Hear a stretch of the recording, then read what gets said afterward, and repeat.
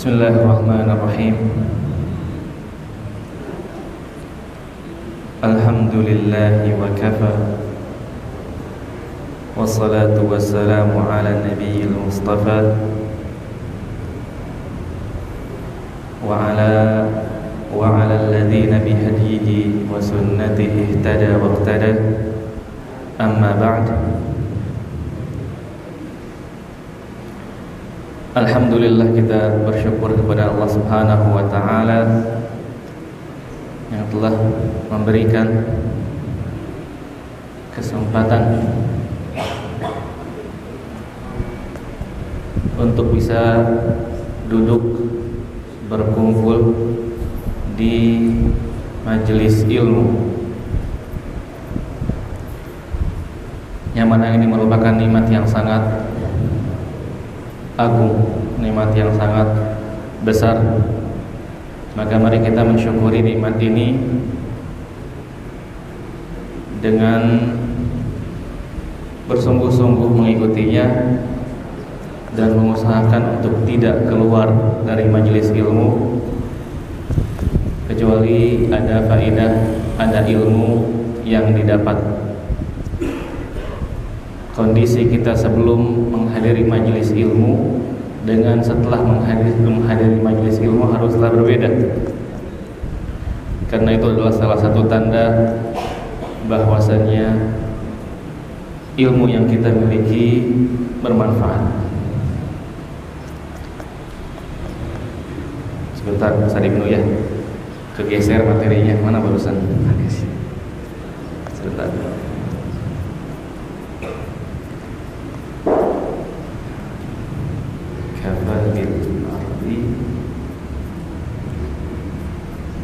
Nah, pada siang hari ini kita melanjutkan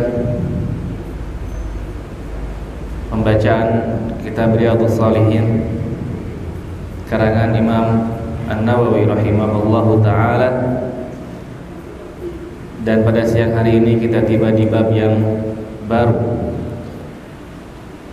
Yaqulul Imam An-Nawawi rahimahullahu ta'ala, babu wujubi amrihi ahlahu wa awladahu al-mumayyizin wa sa'ira man fi ra'iyyatihi bi ta'atillah wa nahyihim 'anil mukhalafati wa ta'dibihim wa man'ihim 'an irtikabi manhiyin 'anhu.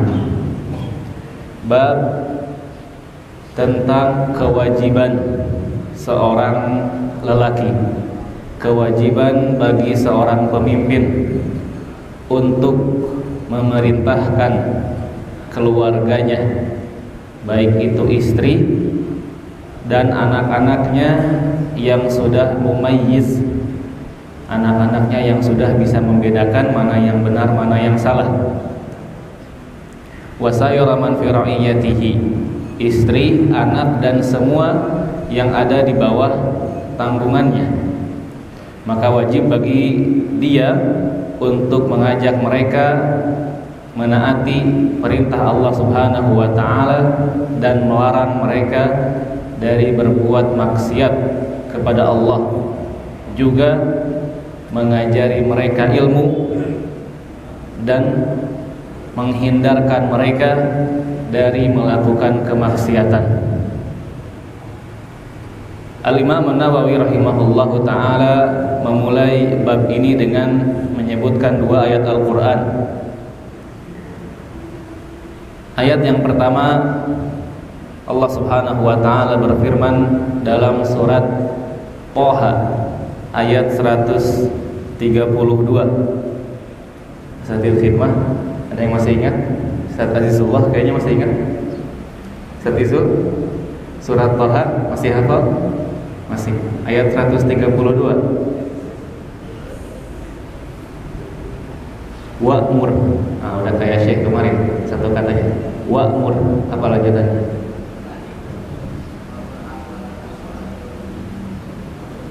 Nah, sahih.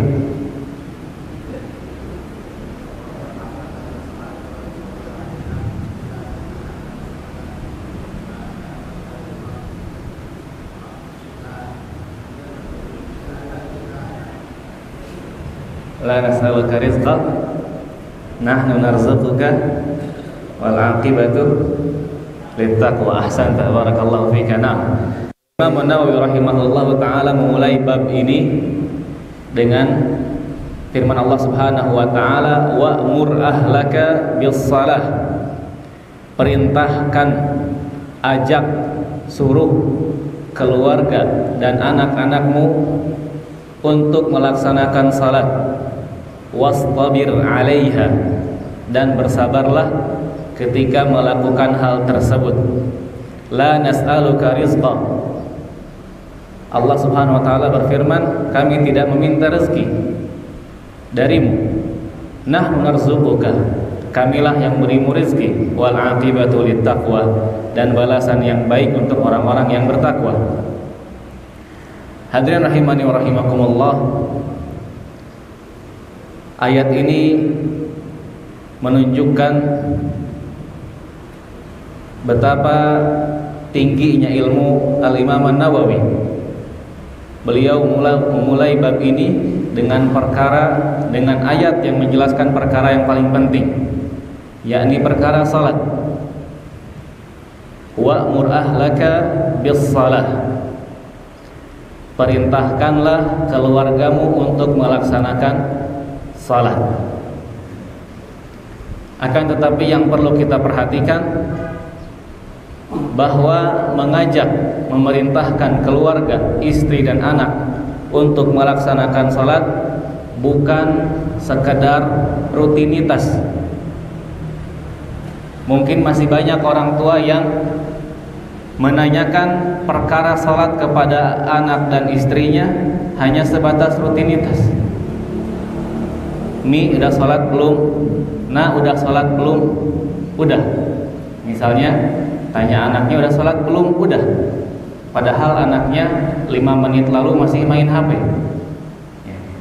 Yang mana tidak cukup 5 menit untuk wudu kemudian menyelesaikan salat, itu tidak cukup. Maka wa'mur ahlaka bis salat, mengajak keluarga untuk salat itu bukan sekedar menanyakan perkara salat sebagai rutinitas. Al-Imam As-Sa'di menjelaskan dalam tafsirnya, hasu au hassa ahlaka 'ala shalah wa az'ijhum ilaiha min fardhin wa naflin. Mengajak salat itu pertama bukan hanya salat fardu. Kalau selama ini kita bertanya kepada anak kita, kepada istri kita, hanya menanyakan salat 5 waktu, maka itu belum sempurna. Karena mengajak salat itu memperhatikan salat fardu, juga salat yang sunnah. Kemudian wal amru bisyai'i amrun bi jami'i ma la yatimmu illa bihi. Ketika Allah Subhanahu wa taala memerintahkan sesuatu, maka segala hal yang menjadi faktor keberhasilan apa yang diperintahkan juga ikut diperintahkan. Ketika Allah Subhanahu wa taala memerintahkan kita untuk mengajak keluarga kita salat, maka kita juga diperintahkan untuk memperhatikan bagaimana salatnya, kemudian bagaimana wudunya. Nabi sallallahu alaihi wasallam bersabda, betapa banyak orang yang salat tapi tidak mendapatkan pahala dari salatnya kecuali hanya setengah, kecuali hanya 1/4, kecuali hanya 1/10. Artinya salatnya tidak sempurna. Kemudian bagaimana wudunya? Tidak sah salat apabila wudunya tidak benar. Maka ketika kita hanya mencukupkan diri dengan mengetahui keluarga kita sudah melaksanakan salat tanpa kita tahu bagaimana kualitas salatnya, bagaimana kualitas wudunya, bagaimana kualitas bacaannya, jangan-jangan keluarga kita ketika membaca Al-Fatihah bacaannya tidak tepat, atau bacaannya tepat tapi tidak paham artinya. Tentunya yang tidak paham artinya akan berkurang kekhusyuannya. Dan itu semua masuk ke dalam perintah, ajaklah keluargamu untuk salat. Ajaklah keluargamu untuk melaksanakan salat yang fardu dan yang sunnah. Ajaklah keluargamu untuk melakukan rukun-rukun salat, menjaganya. Menjaga apa yang wajib dan rukun dalam salat, termasuk dalam wudunya. Fayakunu amran bi ta'limihim ma yuslihu salata wa yufsiduha wa yukmiluha.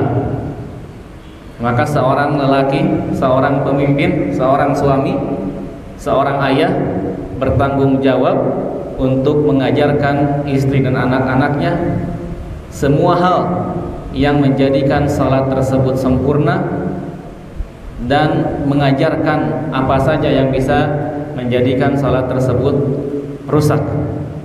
Wastabir 'alaiha, dan bersabarlah. Fa inna dzalika masyaqqun 'alan nafsi. Mengingatkan, mengajak, menyuruh istri dan anak untuk salat itu perkara berat. Dan Allah Subhanahu wa taala mengetahui hal tersebut. Sehingga dalam ayat ini setelah perintah diikuti dengan kalimat setelahnya wastabir 'alaiha, dan bersabarlah. Yanbaghi iqrahuha wa jihaduha 'ala dzalik. Harus bersungguh-sungguh. La nas'aluka rizqa nahnu narzuquka. Ini teguran bagi orang tua yang memikirkan dunia anaknya saja. Bagaimana anak saya nanti? Apa kerjaannya? Apa usahanya? Ketika anak saya sudah besar, nanti sekolah SD-nya di mana? SMA-nya di mana? Kuliahnya di mana? Kerjanya apa? Menjadi pegawai negeri atau tidak? Bagaimana kehidupannya? Allah Subhanahu wa taala mengingatkan yang penting, yang perlu diperhatikan adalah kualitas salatnya. La nas'aluka rizqa. Kami tidak meminta darimu rezeki. Nahnu narzuquka. Allah Subhanahu wa taala berfirman, kami yang memberimu rezeki. Maka jangan sampai perhatian yang kita berikan kepada anak kita untuk urusan dunia lebih tinggi daripada urusan akhirat. Kemudian ayat yang kedua, ya ayyuhalladzina amanu qu anfusakum wa ahlikum nara. Allah Subhanahu wa taala berfirman dalam surat At-Tahrim, wahai orang-orang yang beriman, jagalah diri kalian dari api neraka dan jaga keluarga kalian. Maka poin terbesar dari ayat ini adalah pentingnya keteladanan seorang suami, keteladanan seorang ayah. Ini menjadi pesan bagi kaum muslimin yang sudah menjadi ayah, yang sudah menjadi suami. Seharusnya ia lebih sadar ketika dulu yang menjadi tanggung jawab adalah dirinya sendiri. Ketika dia menjadi suami, maka saya harus bertanggung jawab atas istri saya. Ketika memiliki anak satu, tanggung jawabnya bertambah. Memiliki anak yang kedua dan seterusnya. Maka seharusnya semakin banyak tanggungan yang ia tanggung, semakin sadar dia untuk menjaga dirinya dan apa yang dia tanggung dari api neraka.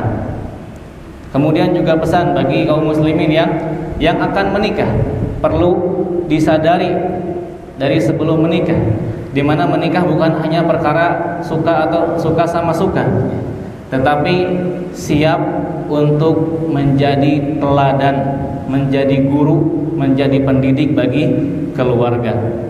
Hadirin rahimani wa rahimakumullah. Berikutnya setelah menyebutkan dua ayat dari Al-Quran, Al-Imam An-Nawawi rahimahullahu ta'ala memulai dengan hadis yang pertama dari Abi Hurairah radhiyallahu anhu. Dia berkata, akhadha Al-Hasan bin Ali radhiyallahu anhuma tamratan min tamri sadaqah faja'ala fihi. Abu Hurairah menceritakan bahwasannya pada suatu hari Al-Hasan, putranya Ali, semoga Allah Subhanahu wa taala meridhoinya dan meridhoi ayahnya, mengambil kurma dari kurma sedekah, kemudian meletakkannya di mulutnya. Al-Hasan bin Ali itu siapanya Nabi? Sadamar? Al-Hasan bin Ali, cucu ya Pada suatu hari cucunya Nabi Al-Hasan bin Ali meletakkan kurma sedekah di mulutnya. Dan sebagaimana dijelaskan oleh para ahli fikih bahwasannya Nabi Shallallahu Alaihi Wasallam dan seluruh keluarganya tidak diperbolehkan untuk memakan harta sedekah. Maka di sini cucu Nabi Shallallahu Alaihi Wasallam mengambil kurma sedekah dan meletakkan di bibirnya. Maka Rasulullah Shallallahu Alaihi Wasallam melihat hal tersebut, memperlihatkan respon yang seharusnya ditunjukkan oleh seorang kakek kepada cucunya. Di mana kita ketahui bersama, biasanya seorang kakek itu lebih sayang kepada cucunya daripada ayah ibunya sendiri. Banyak orang tua yang melarang anaknya dari makanan manis, dari jajan, dari macam-macam. Tapi ketika anak tersebut bertemu dengan kakeknya, semuanya menjadi halal. Artinya kasih sayang seorang kakek kepada cucu ketika bertentangan dengan syariat, maka yang harus didahulukan adalah syariat. Faqala Rasulullah sallallahu alaihi wasallam, kah irmi biha. Ketika melihat cucunya Al-Hasan mengambil kurma sedekah yang mana itu haram, tidak boleh bagi keluarga Nabi, segera Rasulullah sallallahu alaihi wasallam melarang. Kah, stop, jangan dilanjutkan, buang. Irmi biha, buang kurmanya, tidak boleh dimakan. Ama alimta anna la na'kulus sadaqah, muttafaqun alaih. Tidaklah engkau tahu, wahai Hasan, bahwasannya kita tidak diperbolehkan memakan harta sedekah. Diriwayatkan oleh Bukhari dan Muslim. Hadirin rahimani wa rahimakumullah. Satu pelajaran penting dari hadis ini adalah bahwasanya dalam hadis ini ada pelajaran untuk para orang tua ketika mendidik anak-anaknya, an yata'ahadu sabiyya bitarbiyah, mengajarkan dengan serius anak-anaknya apa-apa yang menjadi syariat Islam, wala yatrukunahu yaf'alu ma fihi mukhalafah li adabil Islam.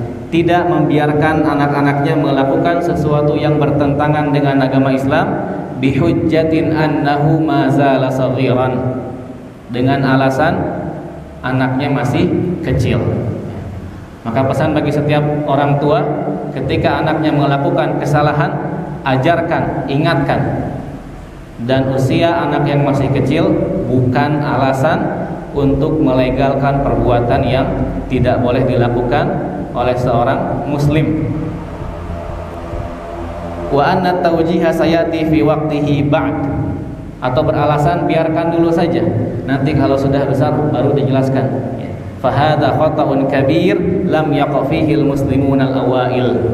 Yang seperti itu adalah kesalahan yang besar, di mana orang-orang saleh terdahulu tidak pernah melakukan hal tersebut. Falam yatrukun Nabi sallallahu alaihi wasallam al-hasana duna taujihin wa irsyad ma kaunihi saghiran. Seperti di hadis tadi, di mana Nabi sallallahu alaihi wasallam tidak membiarkan cucunya yang dia sayangi Al-Hasan bin Ali melakukan pelanggaran, melakukan kesalahan walaupun usianya masih kecil. Bal ta'ahadahu wa zajarahu amma akala ma la yahilla wa ma la yahillu lahu. Tetapi Nabi sallallahu alaihi wasallam melarangnya dan mengajarkannya kepada yang benar dan baik. Hadirin rahimani wa rahimakumullah.